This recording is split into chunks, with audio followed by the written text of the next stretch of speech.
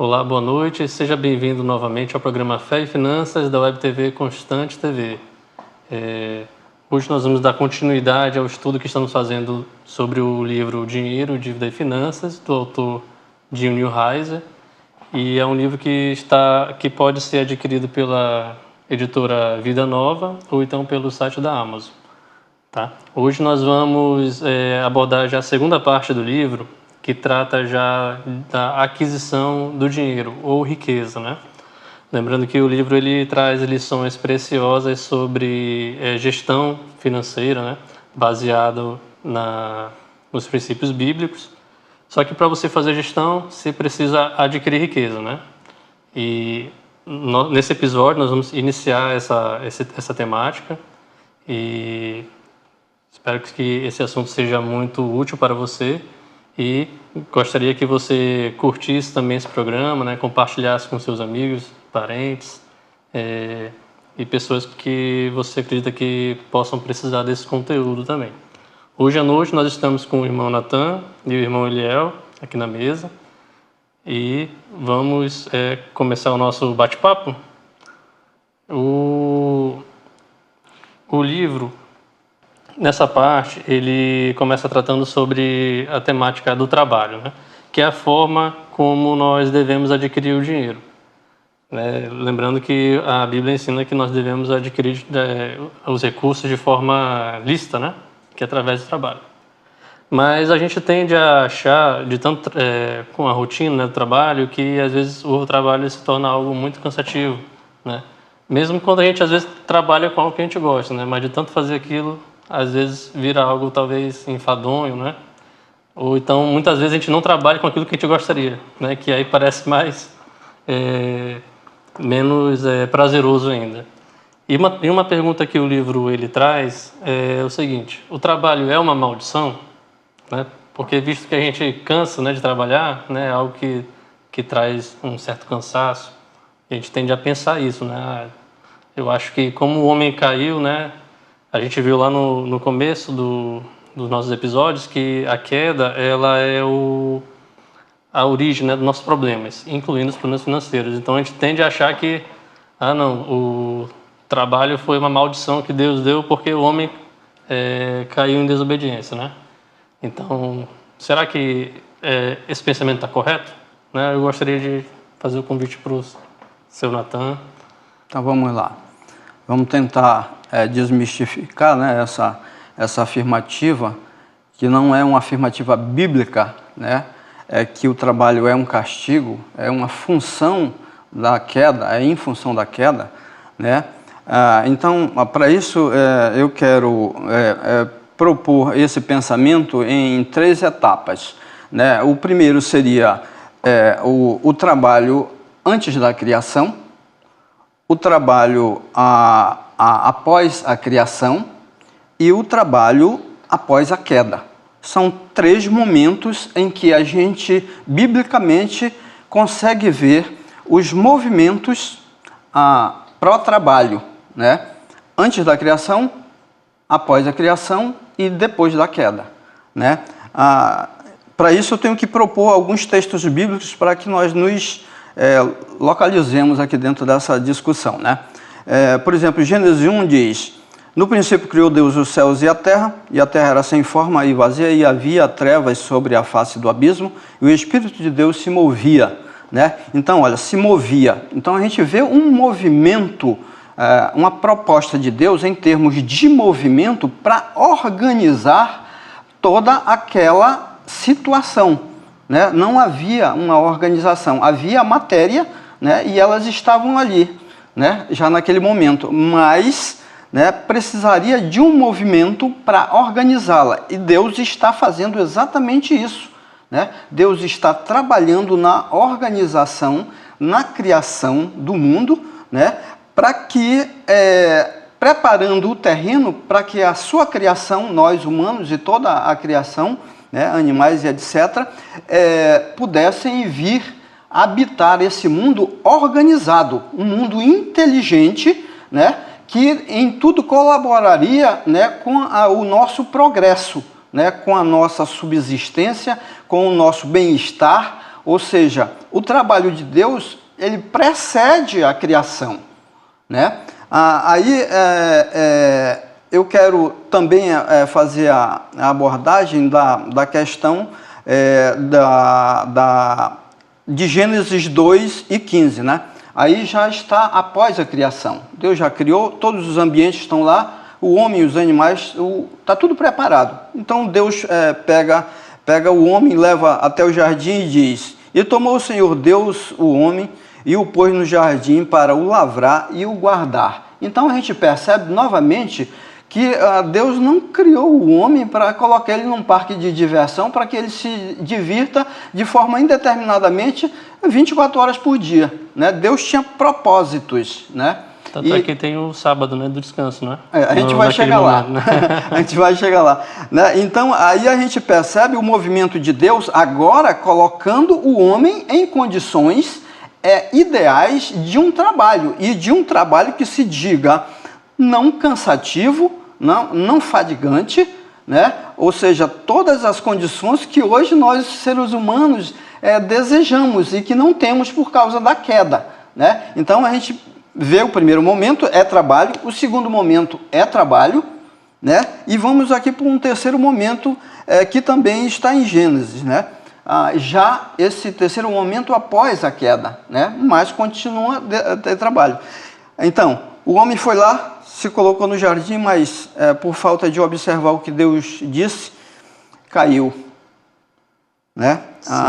Então a queda trouxe o que está em Gênesis 13:17. Maldita é a terra por causa de ti, com dor comerás todos os dias da tua vida, né? Então a gente vê naquele momento nascer, né, o castigo de Deus, né, sobre a humanidade por conta da desobediência, né? O que era no primeiro momento prazeroso, né, para o homem fazer o que gostava, trabalhar na quantidade ideal, né, sem ser extenuante o trabalho, sem ser fadigante de ele chegar no final do dia e só queria deitar e dormir porque cansou-se demais. Quer dizer, essa figura inexistia naquele momento, né, na pré-queda, né? Sim. Mas pós-queda, essa figura se faz presente com toda a força, porque Deus determina que por conta dessa inconsequente atitude, né,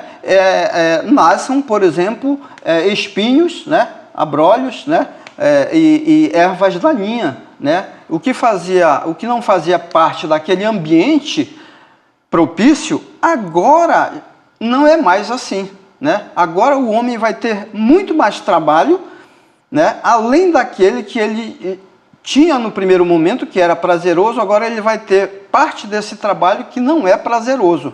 Porque eu imagino que cultivar a terra, apanhar frutos e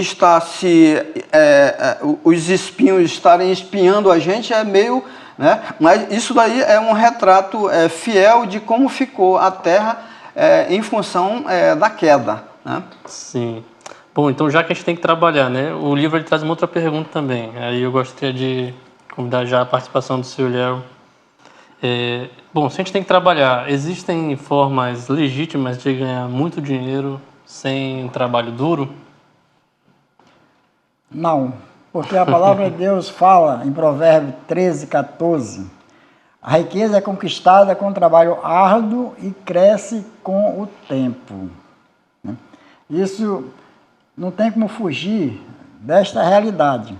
É por isso que não se deve ter pressa em conquistar os seus bens, em progredir, procurar atalhos, porque isso não existe na palavra de Deus, não existe atalho. Existe muita dedicação, muito trabalho, né? E com esse trabalho, se estiver dentro da vontade de Deus, do projeto de Deus, Deus vai abençoar com prosperidade financeira. Porque Deus conhece o nosso coração. E não é pelo fato de só se dedicar que você vai ser próspero financeiramente. Porque aqui ele fala também, desde que esteja dentro do propósito do Senhor. Deve-se trabalhar com honestidade, com dedicação, devemos trabalhar, investir, sermos pacientes. Bons frutos só vêm para quem tem dedicação, tem paciência de esperar o tempo que Deus determinou. Portanto, quem procura facilidade, segundo a Escritura, não vai encontrar nunca. A probabilidade de se dar mal é muito grande, né? Procure trabalhar naquilo que gosta. Se houver um propósito divino, você vai conseguir aquilo que quer. Mas se não conseguir, saiba que para Deus foi o melhor para você. Sim. É importante notar também que o trabalho duro, ele não é só o braçal, né? Mas Não, também o intelectual. O intelectual, às vezes, esgota mais do que o braçal. Sim, sim. Às vezes. Interessante que nas partidas de xadrez, né, já foi observado que o jogador de alto nível, né, que são os grandes mestres, né, internacionais, que disputam campeonatos internacionais, né, eles gastam tantas calorias quanto uma atividade física normal. Só parado ali, fazendo o cérebro funcionar, né? E também o trabalho, a prosperidade, a busca de recursos, tem que ter um propósito. Qual é esse propósito maior? Glorificar a Deus, porque Ele é dono de tudo. Sim, sim. Uma questão, Henrique, que eu queria aqui contribuir, é que às vezes é uma discussão tipo assim, mas aquele camarada, eu vejo ele numa boa vida, ele tá tudo bom, ele tem muito dinheiro, a vida dele é folgada, né? Alguns de nós, né, somos frutos de uma família. Todos nós somos frutos de uma família, né? Às vezes, nem sempre eu vou ter que ralar tanto quanto você para que eu tenha as mesmas coisas, ou até mais, né?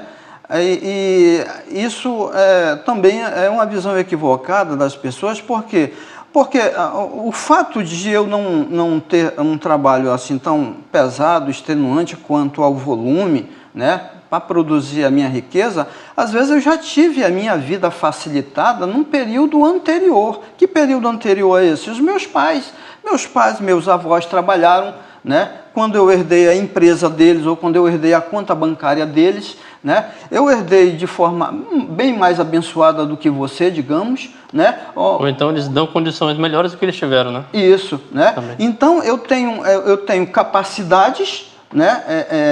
Em função disso, a minha vida foi facilitada, os estudos, né? Então quando eu tenho esses elementos em mãos, né? É óbvio que eu vou ter que trabalhar menos do que aquele camarada que, de igual modo comigo, cresceu, mas que não teve as mesmas vantagens, né? Então, isso não tira o mérito, né, da riqueza de um ou da menos riqueza ou da pobreza do outro, né? Porque esses elementos estão na vida de todos nós, né? Uns mais, outros menos, mas estão. Né? E a gente deve considerar isso para a gente não sair condenando uma pessoa que trabalhou pouco e tem tanta riqueza ou tem mais riqueza do que eu, né? Que trabalhei bem mais pesado, peguei pesado, trabalhei durante a vida toda, muitos anos, e não tenho isso, né? Isso não deve ser um elemento que deva levantar suspeita sobre o outro e nem me causar inveja, né? E também a questão de herança. Essa herança que herdamos, financeira, também foi conseguida com um trabalho árduo, duro. Porque o trabalho dos meus pais foram muito piores, mais árduos no interior, noites sem dormir, para conseguir prosperidade financeira. Então, o que nós herdamos hoje, os filhos herdam, já é resultado de um trabalho árduo. O que nós temos que fazer é dar continuidade e honrar aquilo que recebemos. Está bem trabalhando. E o que acontece às vezes é isso, né? O que o Eliel falou, a questão de dar prosseguimento a valorizar aquilo que nós conseguimos através de nossos pais, né? Porque nós vimos, por exemplo, na nossa própria cidade, a nossa realidade aqui local, a gente vimos muitos grupos econômicos, né, que tinham um certo peso no passado, e depois que os donos daquele patrimônio se foram, né, os seus filhos não deram continuidade àquela luta, né? Até aí tudo bem, se eles valorizaram bem o que foi herdado, e a gente não sabe, não tem todos os elementos para trazer isso a julgamento, né? Mas o que a gente percebeu foi que aquele patrimônio, do jeito que vinha sendo desenvolvido, desapareceu num certo momento, né? Sim. Eles podem até ter aproveitado de uma outra forma, indo numa outra direção, escolhendo outras profissões, né? Que não foram as dos pais, mas isso a gente vai discutir ainda num outro bloco, num outro momento, né? Sim. Em resumo, assim, a gente não deve pensar mal, nem invejar as pessoas que já nasceram numa situação melhor, né? Isso. Do que a gente, né? Digamos, a gente tende a ver as pessoas que estão numa situação melhor e sentir, assim, às vezes um pouco de inveja ou pensar mal. Cobiçar, né? Cobiçar também, né? Eu acho que não devemos fazer isso porque é Deus quem distribui, né? E se Deus assim decidiu... A gente começa a entrar, sai da esfera financeira, entra numa esfera radicalmente pecaminosa, né? Sim, porque sim. O que era só uma discussão sobre patrimônio, sobre trabalho, sobre formação, para se conseguir a riqueza pessoal, né? Agora é plantado no coração da gente suspeitas, invejas, né? E isso é muito ruim, né? A gente deve estar sempre olhando que Deus está cuidando de nós, né? E quando a palavra dele diz que ele faz nascer o sol e a chuva sobre justos e injustos, isso para mim deixa bem claro um princípio, é um princípio de igualdade. Ele dá condições para que eu vença na vida, para que eu atravesse os meus percalços pessoais, né? Atravesse toda a dificuldade e chegue aonde ele quer que eu chegue e aonde às vezes eu desejo também chegar. Sim, sim. Bom, a gente já está encerrando já esse bloco e gostaria também de fazer uma pequena contribuição em cima do que a gente já vem falando, que é justamente essa questão, né? Se Deus distribui para uma pessoa uma herança maior do que outra, isso não quer dizer que ele ama aquela pessoa mais ou menos, né? Porque isso não é prova do amor de Deus, né? Deus prova o seu amor. A maior prova dele foi a vinda de Jesus em relação à nossa salvação, né? E tudo mais, se a gente buscar o reino dele, tudo mais vai ser acrescentado. E também Deus conhece o coração de cada um. Conhece o nosso Ele coração. sabe, se ele der, a pessoa não vai saber lidar, administrar, pode até se afastar dele. Sim, sim. Verdade. Daqui a pouquinho nós vamos falar agora da capacitação, né? Para nós termos um ganho maior ou menor, tá? Até o próximo bloco. Estamos de volta agora no segundo bloco e vamos dar continuidade ao debate, nossa conversa, na verdade, né? E vimos no bloco anterior que o trabalho, ele não necessariamente, na verdade, ele não é uma maldição, né? Porque ele foi previsto por Deus mesmo antes da queda. Mas, visto que o trabalho agora tem suas dificuldades, nós podemos também procurar trabalhar de forma mais inteligente, no sentido de aumentar a nossa produtividade, no nosso ramo, né? E essa produtividade muitas vezes passa pela capacitação, né? Nos nossos dias atuais, essa capacitação ela se dá através do curso superior, né? Da formação, dos diplomas universitários, dos certificados profissionais, certo? E uma pergunta que o livro traz, muito interessante, será que todo mundo deve ir atrás de um diploma universitário? Será que o diploma universitário é a chave para o sucesso? E o autor ele responde que depende, né? Muitas vezes a gente é direcionado para uma formação que o mercado não necessariamente ela vai absorver aquele profissional. E em vista disso, a remuneração vinculada àquela formação pode não ser muito boa, porque já existe uma quantidade abundante de profissionais naquela mesma formação. Em contrapartida, tem situações também de que pessoas que não têm formação superior, né, ou uma escolaridade média ou elevada, elas conseguem, né, pelo seu próprio esforço, né, em determinado ramo, elas conseguem ter um rendimento acima de uma pessoa graduada, né? Então, cada situação é uma situação, certo? Então, para vocês, né, o que vocês acham?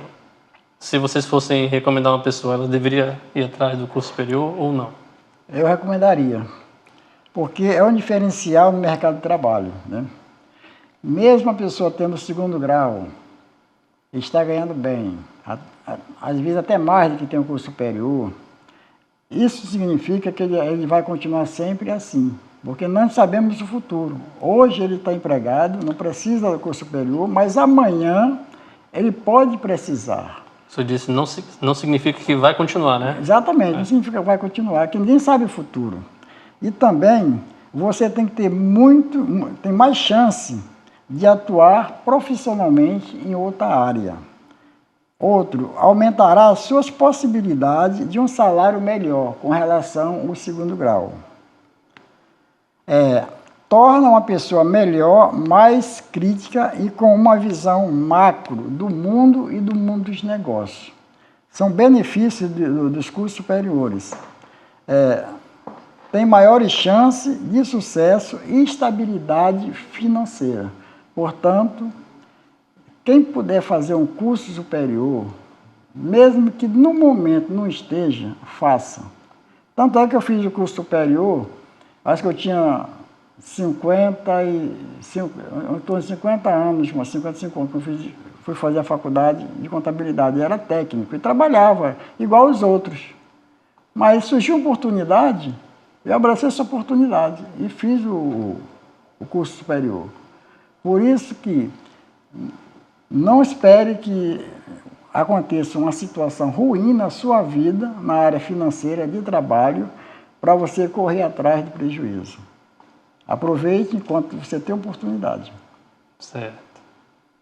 É verdade. O Eliel tem razão.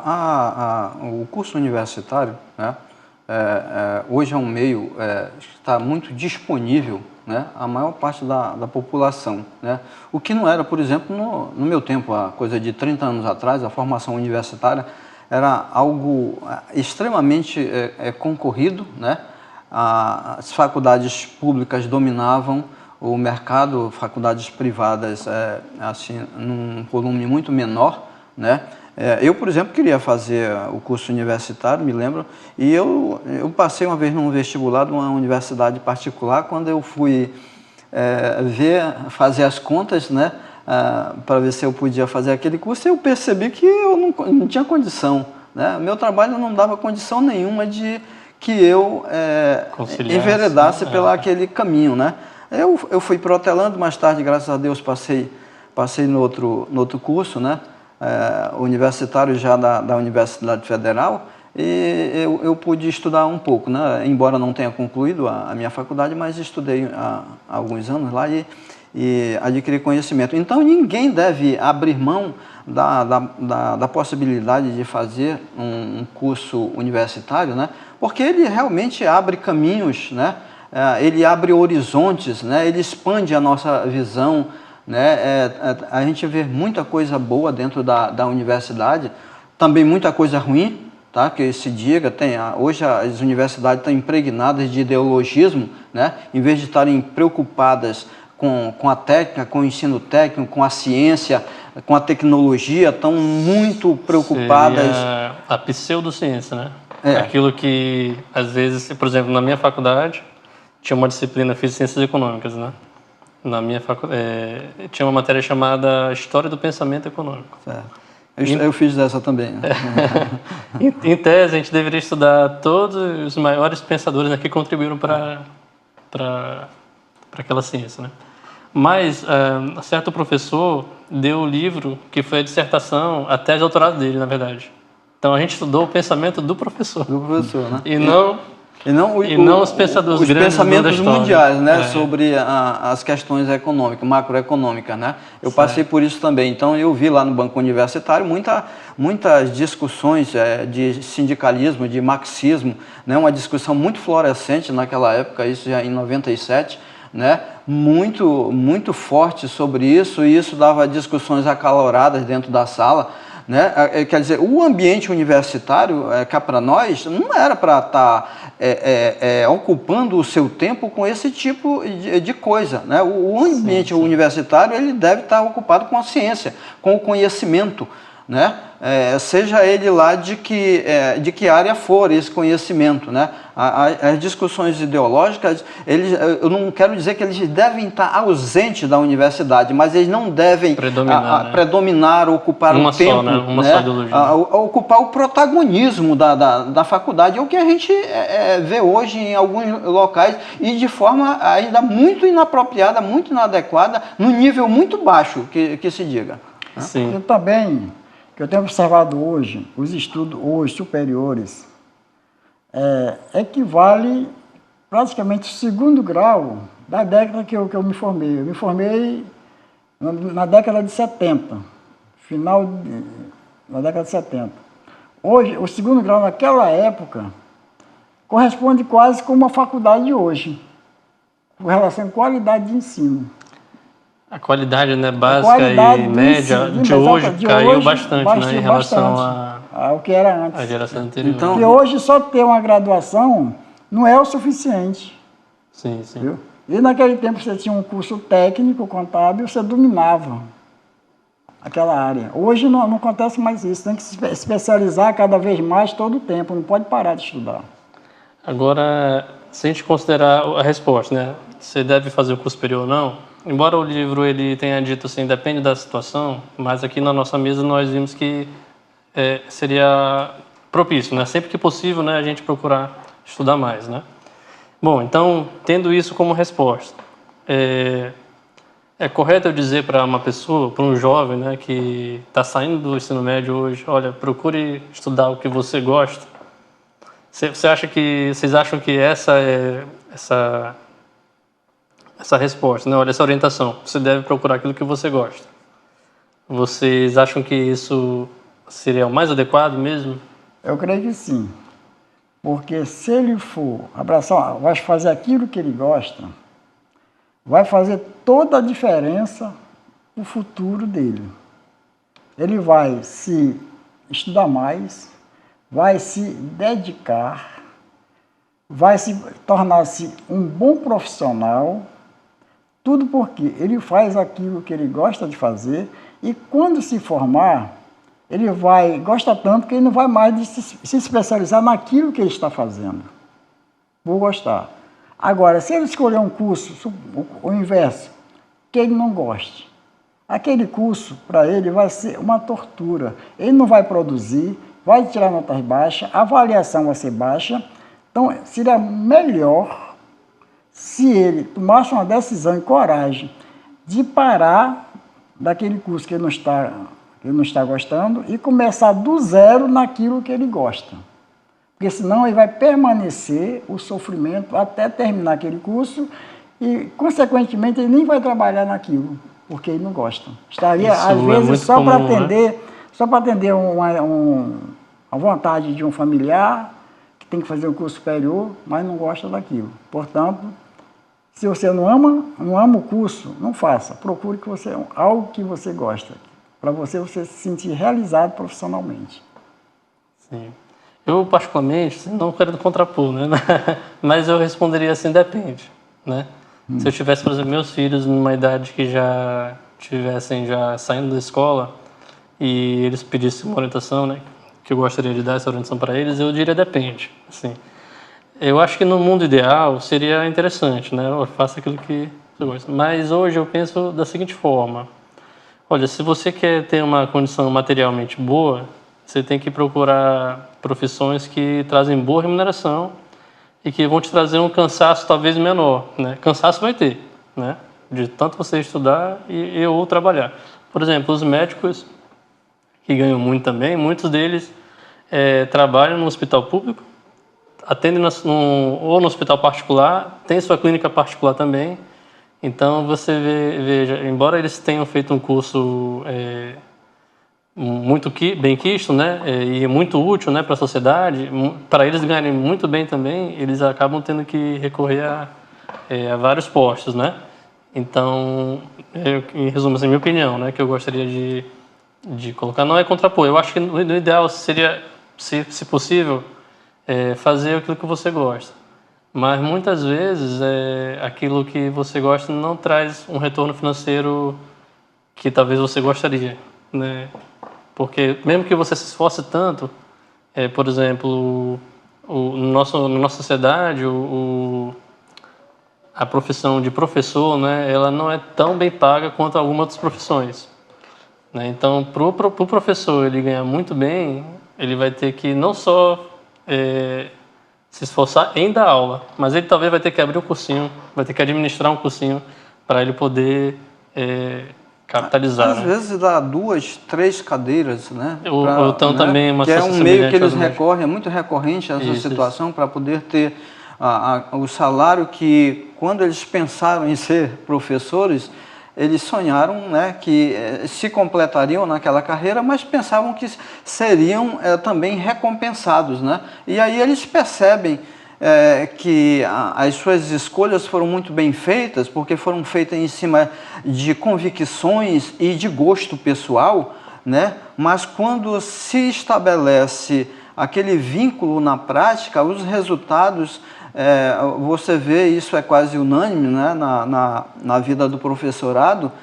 que eles se acham mal remunerados, e de fato eu acho que o são, né, por serem a fonte do conhecimento inicial de toda a sociedade. Todos nós passamos pela mão de um professor ou de vários professores, né? Ninguém de nós chegou aonde está, né, passou pela universidade sem ter passado pela mão de vários mestres, né? E isso já seria em si, por si só, uma forma muito gratificante de a sociedade reconhecer que o professor deveria ter um valor diferenciado, né? Mas eu quero voltar à questão do gosto, né?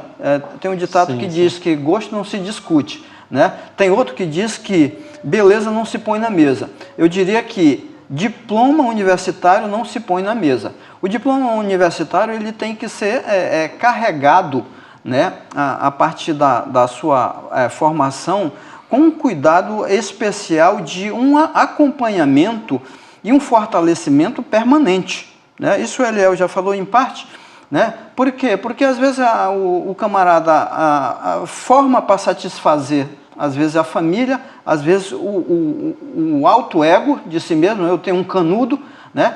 Mas aquilo, às vezes, a formação foi tão precária, né, por causa do valor que ele deu àquilo, que ele não teve uma formação suficientemente competitiva para chegar no mercado e tomar os melhores lugares que tem no mercado, né? Isso é uma falha, né? Mas é uma falha porque foi mal orientado. Às vezes a pessoa até gosta daquilo, mas ele não desenvolve outras competências, né? Por exemplo, a comunicação, ou então, a proatividade. É dessas competências que eu falo, né? Uma vez formado, ele não deve se limitar, né, a campos específicos daquela ciência, mas se isso for possível, sim, né? Porque como a ciência se especializa, cada vez que você se especializa, surge mais uma exigência maior de uma especialização maior daquilo, né? Mas eu falo da profissão como um todo, já que você não pretende ser um cientista naquela área do conhecimento, né? O cientista, assim, cada vez que ele se especializa, mais afunila o conhecimento, né, para um conhecimento específico, né? Mas, de forma genérica, todos nós, quando nos formamos numa contabilidade, num curso de engenharia, né, devemos preservar todas as virtudes daquele curso, em todas as áreas que ele promove, né? Agora, especialmente, e aí a gente não deve se esquecer de que a gente está inserido dentro do mercado de trabalho, dentro de uma realidade econômica, né? Aqui pensando, eu me formei em engenharia, vou me formar, vou tentar explorar a engenharia aeronáutica. Em Manaus, né, na minha terra, no meu lugar, tem espaço com muita competência para isso, para mim me desenvolver, fazer avançar nos meus conhecimentos? Não tem.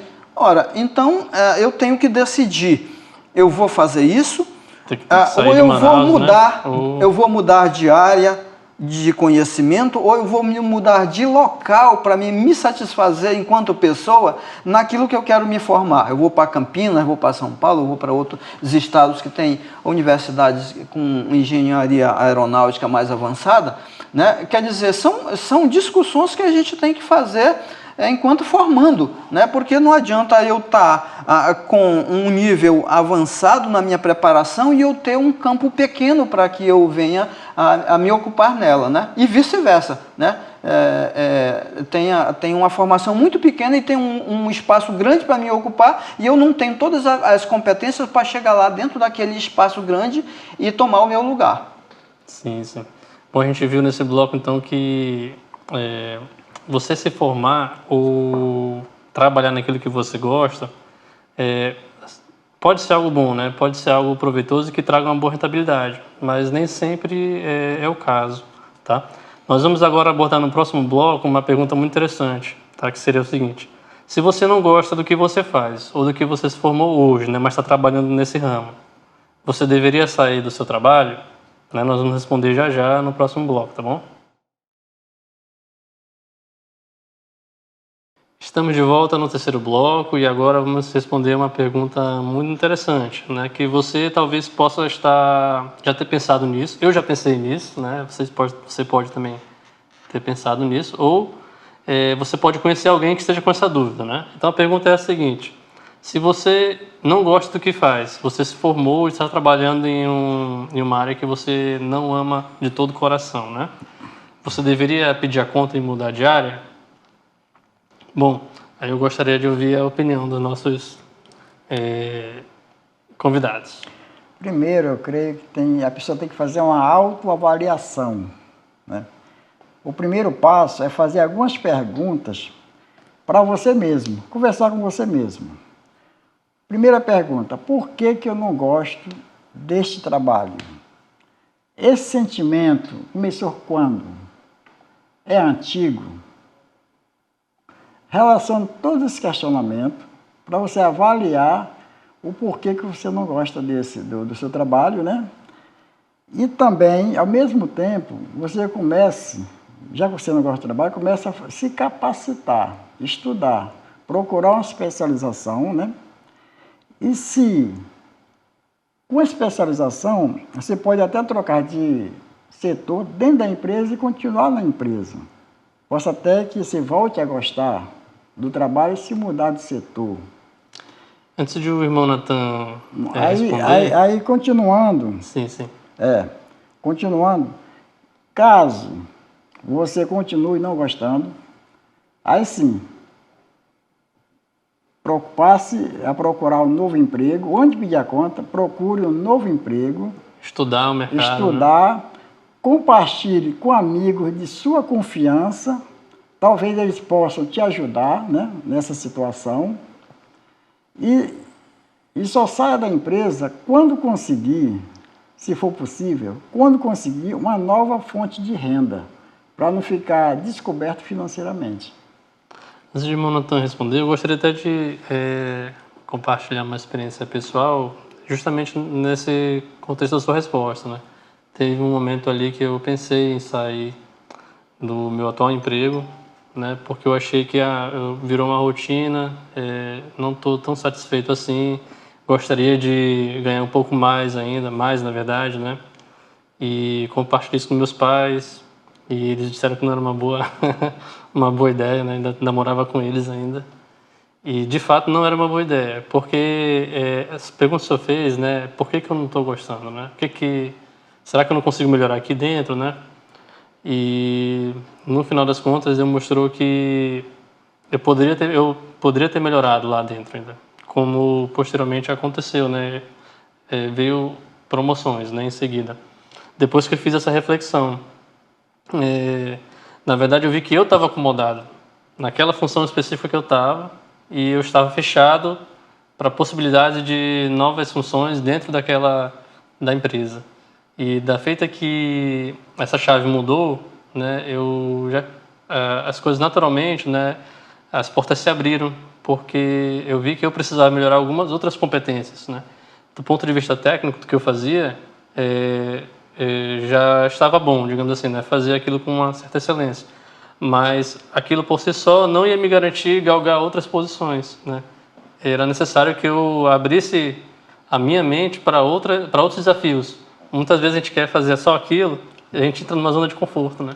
A gente não vê que aquela zona de conforto, ela pode nos prejudicar, na verdade.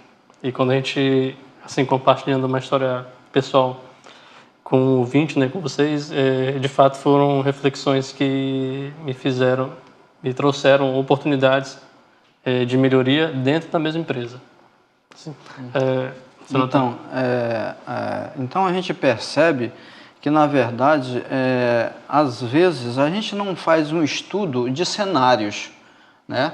A gente já parte para chutar o pau da barraca ali, né? Sem se dedicar a um estudo de cenários, né? É o que toda pessoa deve fazer quando se confrontar com esses dilemas, né? Porque realmente alguns de nós, no decorrer da vida, né, chega no trabalho, começa a desempenhar aquelas atividades, não muda, acha aquilo chato, e depois começa a achar que fez uma escolha errada, né? Então, você mais jovem, né? Isso geralmente acontece com as pessoas mais jovens, né? As pessoas mais maduras, mais experimentadas, já têm uma definição muito melhor encaminhada nesse sentido, né? Já não embarcam em qualquer trem que passa, né? Tem que ter o endereço certo, né? Então faça um estudo de cenários, né? Converse com pessoas experientes, né? Converse com pessoas que lhe amem, que gostem de você, né? Que não tem nenhum interesse de perda ou de ganho, né? Os seus pais, né? Sua mãe, seus irmãos são as pessoas que estão próximas de você, que são capazes de assimilar o seu sentimento, né? Quanto à tristeza, à perda, né? a desempenho. São pessoas que podem lhe ajudar, né? Agora, não deixe de considerar que você é o elemento principal dessa questão, né? Você deve avaliar, e principalmente se você tiver responsabilidades solidárias já, né? Se você já é uma pessoa casada, e mesmo que seja solteiro, mas tem responsabilidades no lar, né? Então você deve se aprofundar ainda mais em questões como essa, né? Porque você não deve primeiro se submeter aos outros a sacrifícios, né? A dificuldades por causa das suas insatisfações profissionais, né? As insatisfações profissionais, elas existem, né? E você não vai ser o único a sofrer esse tipo de problema, né? Todos nós, em algum ponto, em algum estágio da nossa vida, já sofremos com isso, né? E esse dilema veio sobre nós, né? Agora, cabe nós, com conselhos, com orientações bem dadas, né? Partirmos para avaliar o cenário, né? Isso é possível agora? Onde é que eu preciso? Eu realmente estou insatisfeito? Eu não estou insatisfeito com o meu chefe, com os meus subordinados? Ou eu estou insatisfeito comigo mesmo, com as respostas que eu não consigo dar na minha função, no meu cargo, né? Então você precisa se questionar para poder amadurecer a resposta para aquilo que você pretende tomar, né? Mas é necessário isso, né? Eu poderia até acrescentar uma sugestão também no contexto de uma pessoa que é empregado, né? Não empregador, não empreendedor, né? Não empreendedor. No caso dessa pessoa que é empregado, sugestão, né? Peça uma avaliação do seu empregador, né? Peça um feedback dele. O que ele acha de você? Porque às vezes a gente acha que a gente já está bom, assim, né? Então, mas às vezes a gente não vê os nossos pontos fracos, né? Por uma questão de viés, né? A gente tende a achar o melhor da gente, né? Isso é importante, Henrique, que tu tocasse agora, assim, num aspecto. Por exemplo, a gente entra numa empresa, às vezes no processo de seleção, aquelas pessoas que tinham um perfil, né? Para selecionar aquela pessoa, né? E eu falo isso com propriedade porque já trabalhei nessa área de recursos humanos, com seleção de pessoal, né? A gente recebe um papel lá que tem o perfil do ideal daquele profissional para se encaixar dentro daquela função, né? Dentro daquele cargo lá. E aí, você começa a olhar aquela pessoa, na medida que ela vai se abrindo para você, vai lhe respondendo as perguntas, vai apresentando suas experiências, o seu currículo, né? Vai falando de si mesmo, você começa, como entrevistador, digamos, a vislumbrar posições que seriam ideal para aquela pessoa dentro daquela unidade para a qual você está selecionando pessoas, né? Então, o empregador tem esse tipo de pegada, né?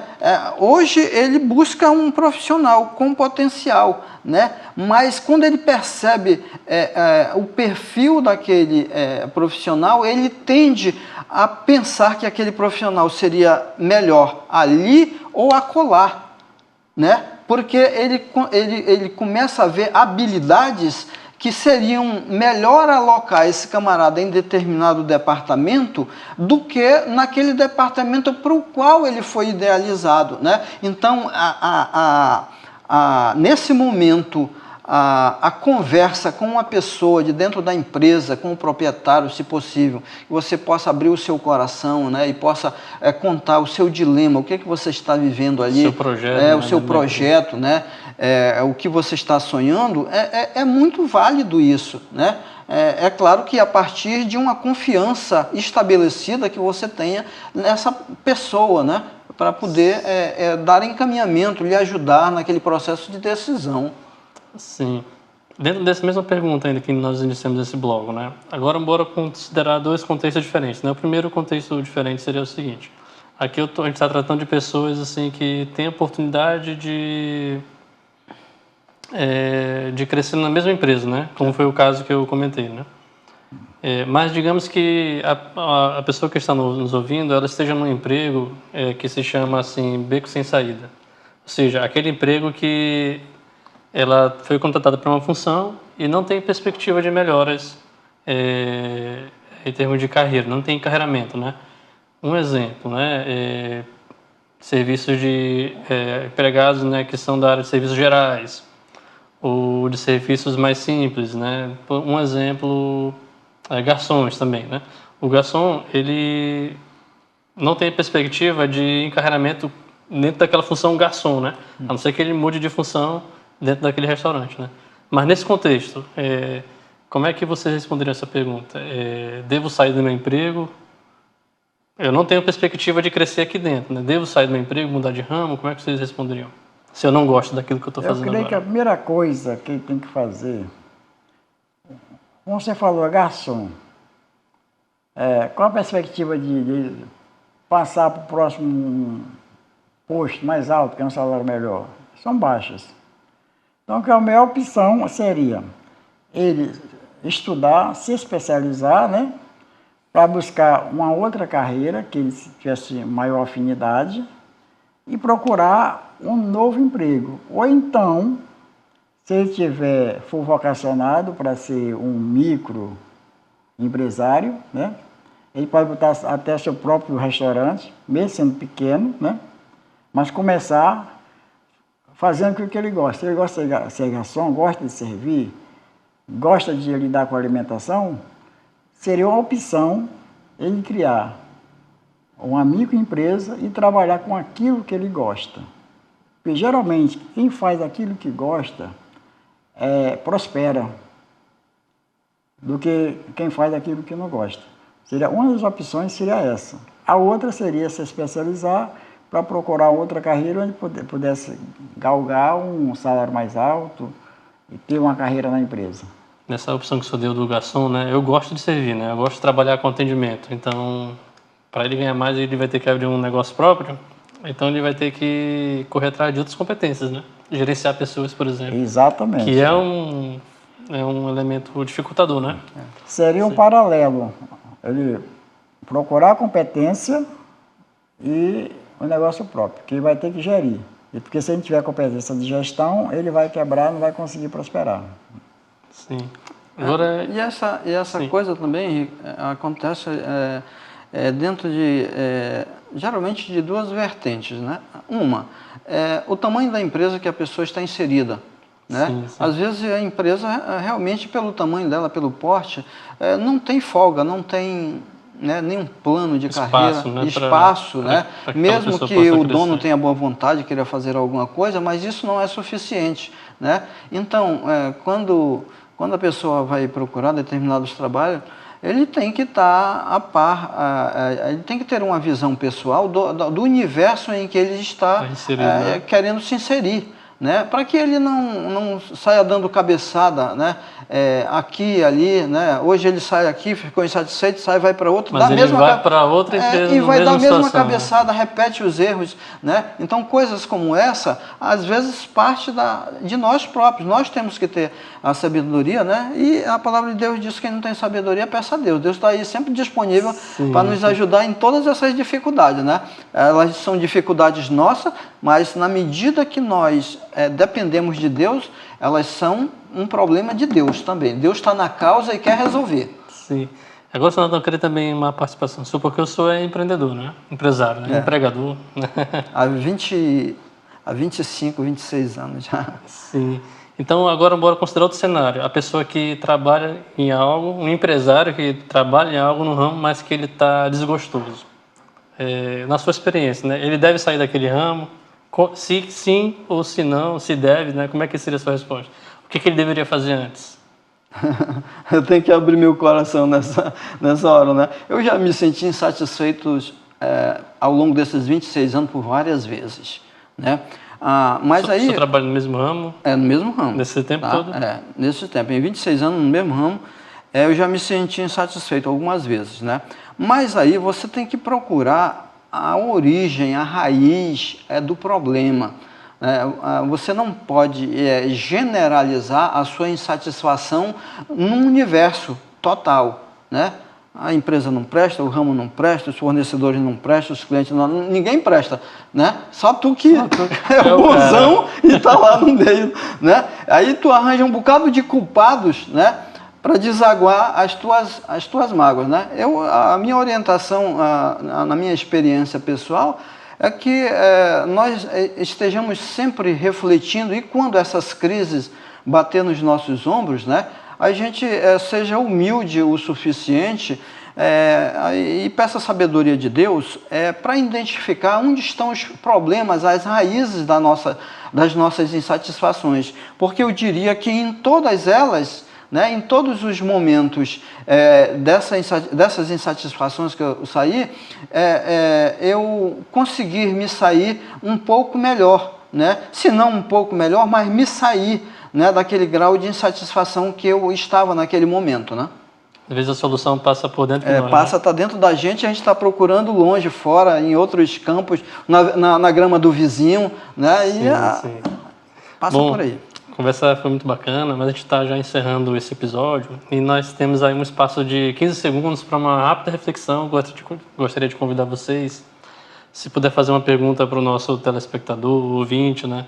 O que vocês gostariam que eles refletissem sobre esse assunto que a gente debateu hoje? Com relação à escolha da profissão, né?